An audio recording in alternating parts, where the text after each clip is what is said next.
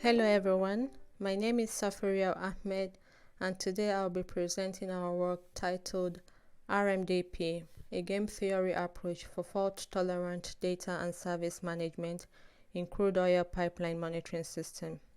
This work was co-authored by Professor Frédéric, Professor Nicolas Stouls, and Professor Dibangoye.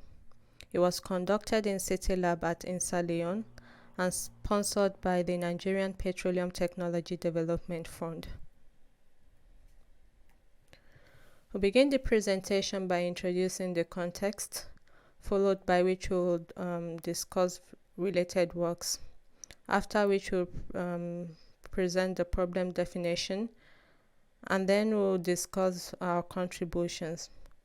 We'll finalize by presenting conclusion and future works. Failures in pipeline transportation of crude oils results in leakages, which is the release of hydrocarbons to the environment. These are caused by several factors such as corrosion, equipment failures, vandalism, otherwise known as third-party interferences, amongst others. This results in environmental pollution, ecological degradation, fire incidents, that leads to loss of lives. The figure on the right hand side is from the report conducted by United Nations Environmental Program on Ogoni land in Nigeria. It shows various consequences of leakages and spills in mangrove sites, water bodies, and lands as well. So because of the grave consequences of leakages, various leakage detection monitoring systems have been employed to mitigate and prevent such failures. Legacy systems such as supervisory control and data acquisition are used. Helicopters using specialized cameras and onboard personnel, wired sensors such as fiber optics, satellite with multispectral sensors are also used. The problem with this approach is that they are expensive, they are also impractical, and leakage detection and localization can take from anywhere from days to weeks. More recent approach to detection and localization of leakages in pipeline include the use of wireless sensor networks and IoT-based systems. Although this has proven to be more efficient compared to other systems, they also experience some single points of failure, high energy consumption, inefficient data and service management, amongst others. So, how do we continuously detect and localize leakages in wireless sensors, network, and IoT-based system in a resilient, accurate, and energy efficient manner?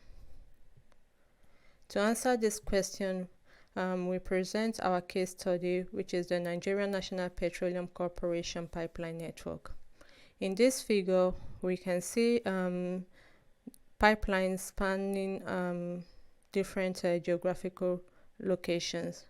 And this pipeline network is categorized into Kaduna area, Gombe area, Port Harcourt, Warri, and Mosimi areas based on their geographical locations.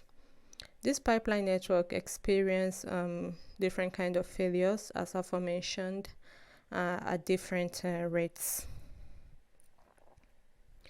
Shown in this figure is a snippet of the NNPC failure historical data over a 5-year period. It shows the high diversity in failure rates from Port Harcourt here to Gombe. However, this figure helps us model the failure problem in the environment. For instance, we could consider modeling the problem as a Byzantine failure in distributed system. This means that majority of the areas, which is 3 in our case, would have to agree on a single strategy to globally apply in the environment. So for example, if Port Harcourt, Mosimi, and Kaduna were to agree on a single strategy, this will result in a waste of resources in Warri and Gombe. Conversely, if the low incident rate areas agrees on a strategy, this means that there will be an insufficient leakage detection and localization in areas such as Port Harcourt. So we propose a game theory approach to the monitoring of the system, which allows us to interact with the environment and define our strategy based on this interaction. However, another problem is, do we model this problem as a multiplayer game or a single player game? If we consider modeling of the problem as a multiplayer game, we'll have the monitoring system as player 1 on one hand and the failure causing component as player 2 on the other hand. While it is easy to define the actions of the monitoring system and the utilities, it is not the same for player 2, which is the failure causing component. Number one, the actions can be stochastic in nature, and secondly, the utility cannot be easily characterized. For example, vandalism can be considered a money-driven failure, while the naturally occurring failures such as corrosion and erosion cannot be monetized. So we propose modeling the problem as a one-player game, which allows us to use a machine learning technique to define the strategy from the interaction of the environment. And also we focus on only our utility as opposed to worrying about the utility of the failure causing components. So in the next sections, we define our contributions.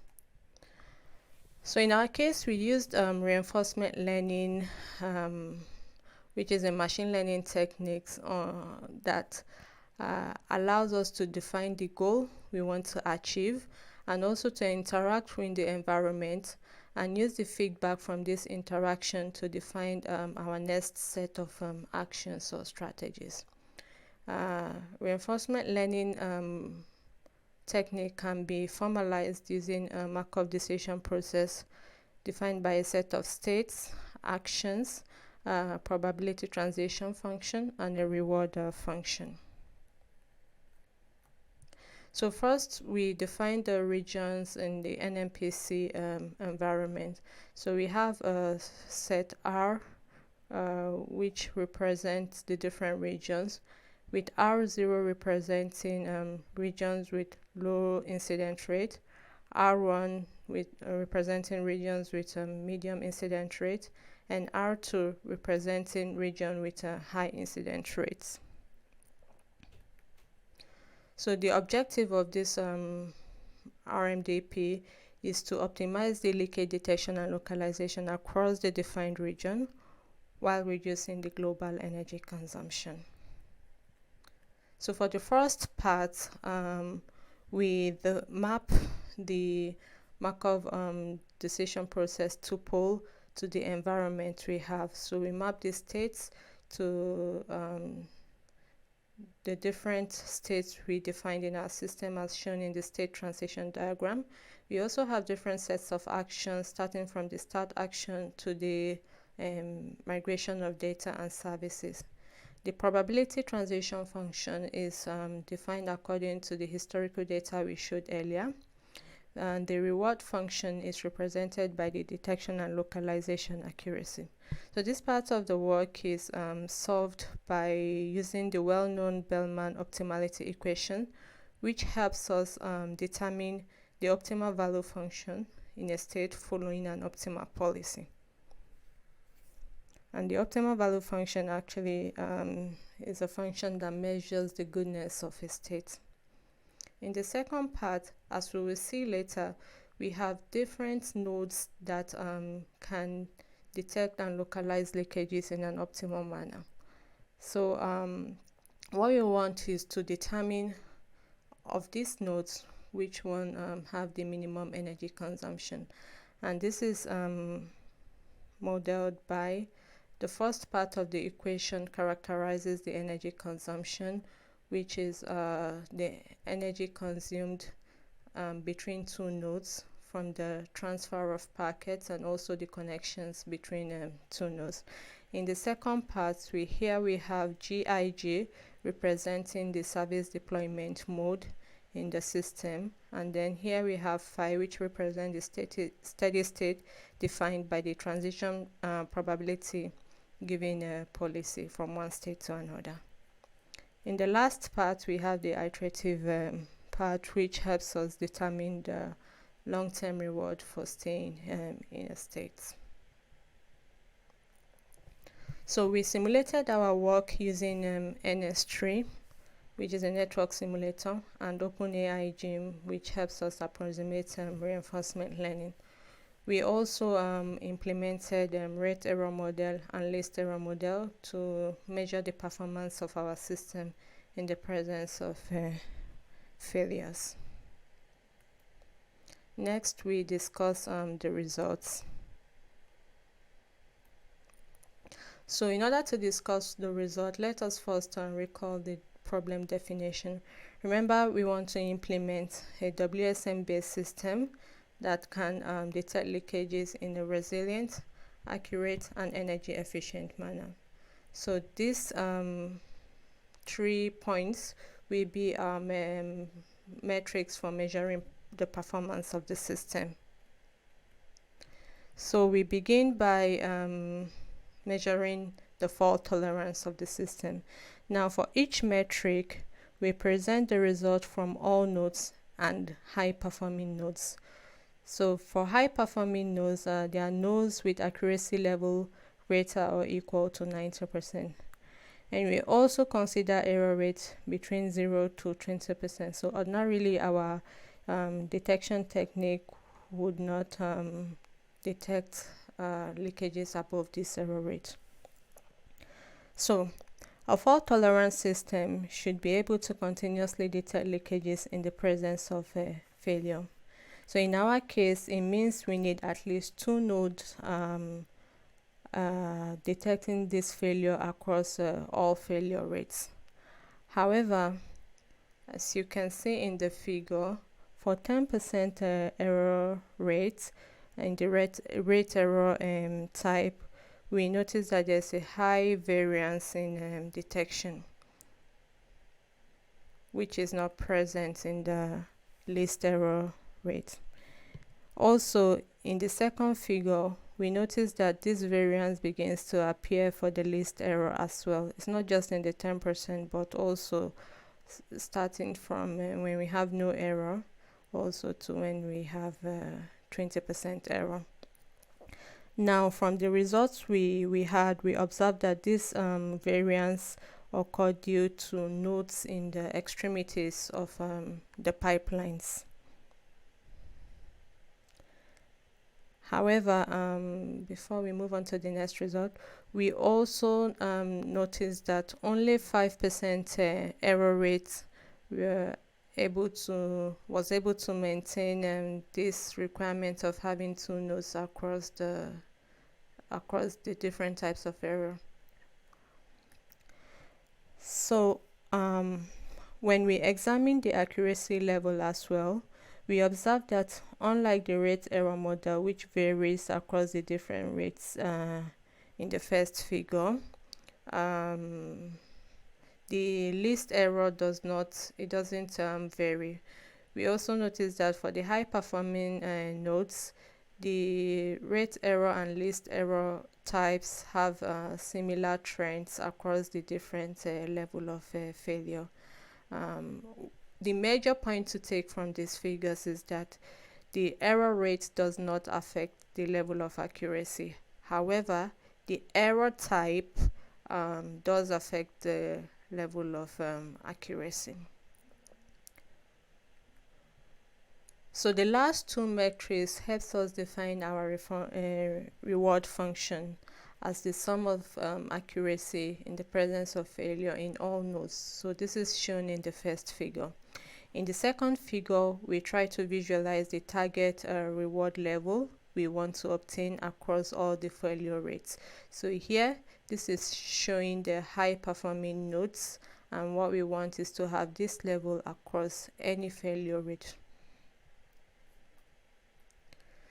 So in order to measure the performance of our system, we implemented several algorithms ranging from the random algorithm, pessimistic algorithm, which considers the worst case scenario, a heuristic algorithm based on weighted search cover. In our case, we used the E-Q learning, which helped us define different level of exploitation and exploration, and it also helps us avoid local optimum in our implementation. So here we first present the value function for the different algorithm. We observe that the random algorithm has the lowest value, which is actually expected. In our case, however, when we consider the average value for the different regions, we observe that for both rate and the least error types, we have about 6% lower value function compared to the heuristic approach. However, when we consider the energy consumption, for each region we have varying energy consumption across different epsilon values. For R1, for example, we have the highest value, and for the optimal reward, and with the energy consumption, low energy consumption at epsilon value of 0.3. For both R0 and R2, however, we observe that the energy consumption is lower and the optimal reward is higher when we consider greedy policies, which is epsilon values closer to 0. Finally, the total energy consumption shows a reduction in energy consumption of about 77% when we compare the total value for the RMDP regions to the pessimistic value. We also observe about 26% reduction in energy consumption when we compare our strategy to the heuristic approach. So what this means is that having a regionalized solution is much better in terms of energy consumption compared to having a globalized solution. It not only helps us reduce the energy consumption, but we can also maintain a certain level of performance in our work. So to conclude, we've been able to show that we can ensure at least 90% accuracy in leakage detection and localization, a minimum of 2 nodes across all levels of failures in the environment. We also do this with reduction in energy consumption of 77% compared to a pessimistic approach and 26% compared to a heuristic approach. In the future, we could consider other failures to determine the performance of the system and to also characterize this performance. And also, we could consider dynamic topology, which solves the problem of the different variants we observed in the fault tolerant parts. Here are the references, and thank you for listening to me. Should you have any questions, I'd be glad to answer them.